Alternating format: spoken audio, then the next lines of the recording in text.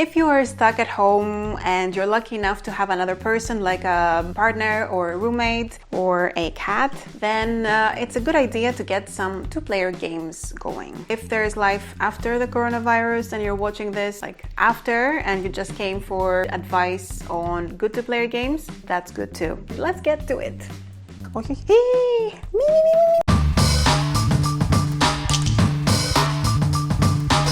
In number 10, we have Raptor.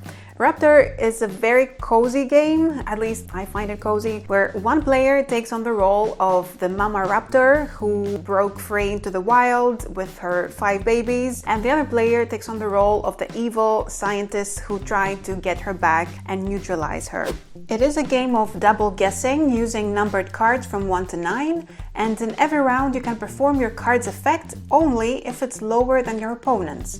Otherwise, you use the difference of the 2 cards in points, which allows you to do some standard actions. The Raptor player tries to make 3 of the babies escape or get rid of all the scientists on the board. The scientists win if they neutralize the mama raptor or if they capture 3 of the babies. I quite like how the mechanics fit with the theme of this game. It's easy for anyone to play, and I love the little raptor minis and the babies and everything that it has that you lay out on the table. That's what it feels cozy to me.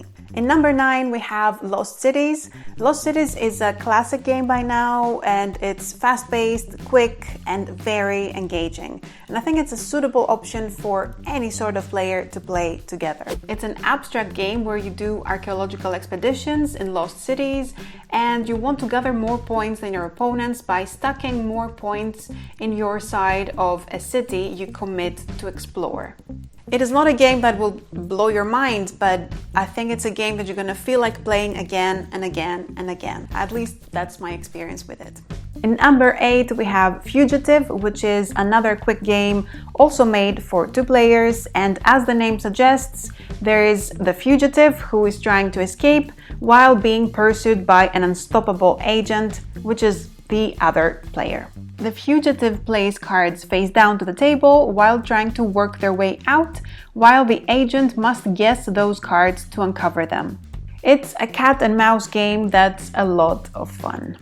In number 7, we have Patchwork, which is another game made for specifically 2 players, and your goal is to make a quilt out of patches and buttons that gives you more points than your opponent. The player to play next is always the player furthest back on the time track, and in your turn you can either get a new patch and move or catch up and gain some buttons. It is a very well-balanced game, and I think it's a very good choice for couples. Next up, it's Arboretum, which is a very beautiful card game with strategy that combines tiling, mechanics, and hand management and site collection, and all that condensed in 25 minutes of gameplay. Players try to have the most points at the end of the game by creating beautiful garden paths for their visitors. It's much harder than it looks, and it can be very tricky at the end of the game on how you get to score your points. Next up is Tash-Kalar, or how I call it, Trash-Kalar, as it's a very competitive game, a real clash of wits, and it's an arena game where you summon fantastical creatures and fight. You need to create the right pattern, so to summon a creature, anticipate your opponent's moves, and prepare the ground for summoning the ultimate legendary beings for some really powerful battle action. In number 4, we have Deep Blue, which is a game for divers who try to get the most gems from the bottom of the sea.